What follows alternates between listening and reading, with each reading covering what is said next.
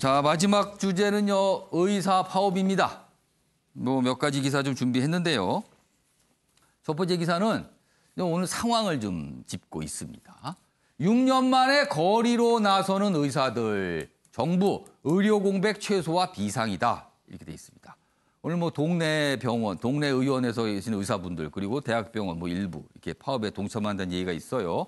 의대 정원 확대 정책에 반발, 전공의의 90%, 전임의의 80%, 개원의의 25%가 휴진 의사를 밝혔다. 정부, 협회, 의사협회 진료 연장 등 요청, 불법 행위 땐 엄정 대응 경고 이렇게 돼 있습니다. 뭔가 좀 대처한 상황이죠.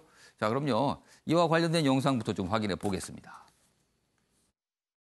모든 대화 노력에도 불구하고 의사협회가 14일 집단 휴진을 결정한 것에 대해 정부는 안타깝고 유감스럽게 생각합니다.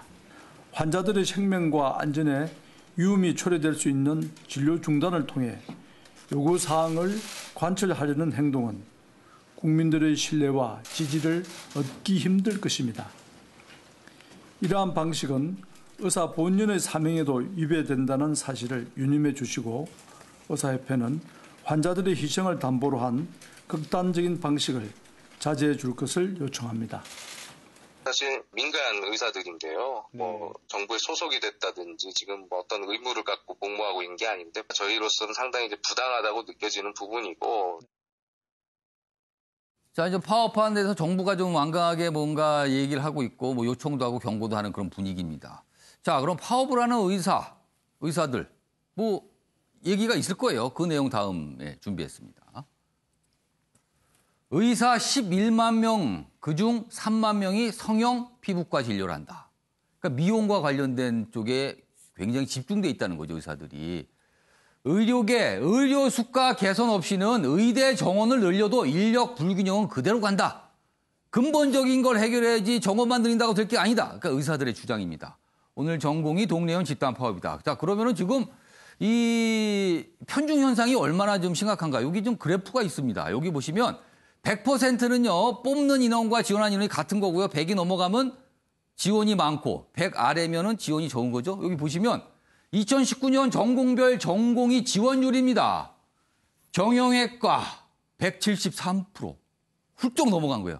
많이 더 지원자가 많은 거죠. 그리고 재활의학과, 성형외과, 이비인후과, 피부과 굉장히 높죠. 그러니까 지원이 초과라는 겁니다. 반면에 밑으로 갑니다. 응급의학과 100%가 안 되네요. 외과 안 됩니다. 쭉 내려가시면은요, 흉부외과 66% 정도에 머물고 있어요. 그리고 방사선 종양학과 26%, 이 정도면은 의사는 아닙니다. 못 구합니다. 이런 현상인데 의대 정원 늘린다고 이거 해결됩니까? 근본적으로 의료 수가 문제 고민해 주세요. 이런 얘기입니다, 지금.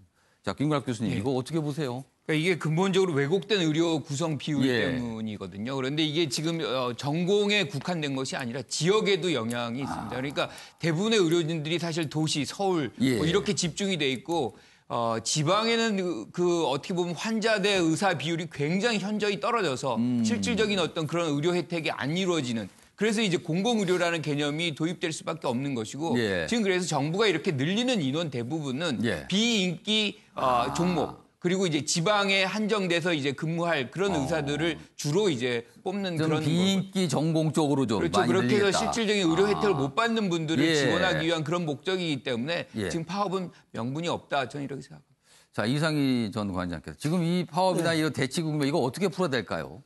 정책에 문제가 있다 그래서 또 다른 정책을 만들어내서 그것을 대안해서 막는다 그러면은 정치가 쉽겠죠.